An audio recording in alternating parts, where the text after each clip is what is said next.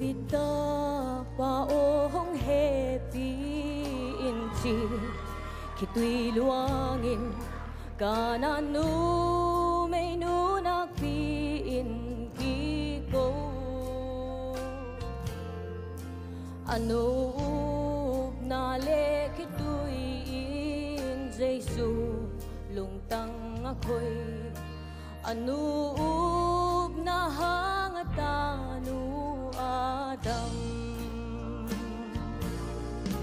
ub na tot huing etle pasya lungtang ako'y asya sa lungsim madam sa pa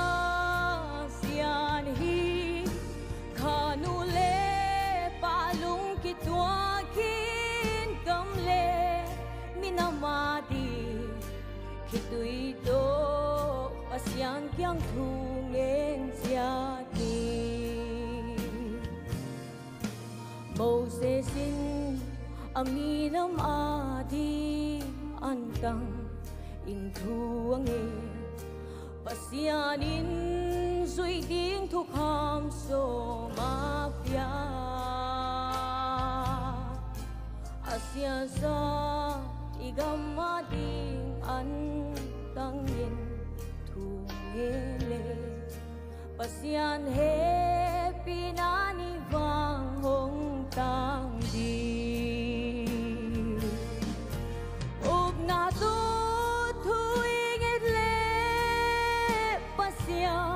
lungtang ako'y asya sa lungsim madam sa pa siyan hi kanule palung kitwakin gamle minamadi kitui do pasyan kyang thungen siat ni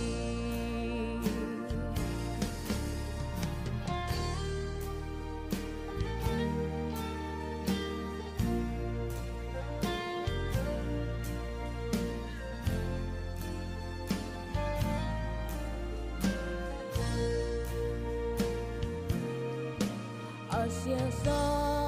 Jerusalem atingin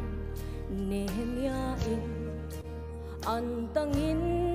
pasyan kya nga tuangin asya sa Jerusalem kulpitsyan kikin naong asya sa igam madin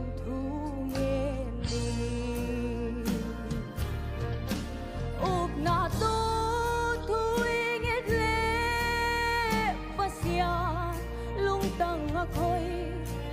asya sa lungsim madam sa pa siyan hi kanule palung kitwakin gamle minamati kitui do pasyan kyang thungen siati kau pa o kagamle minam swata dam na dingin hug dinin na maya kong kunuhi kau pa o kau demo na khel na hong mai sa tin nong hebi na ni vang hong tang sa ko ug na to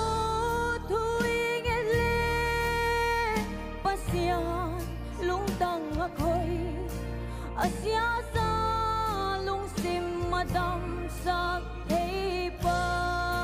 siyan hi kanule palung kitwakin gamle minamadi kitui do pasyan kyang thungen siani kitui do pasyan kyang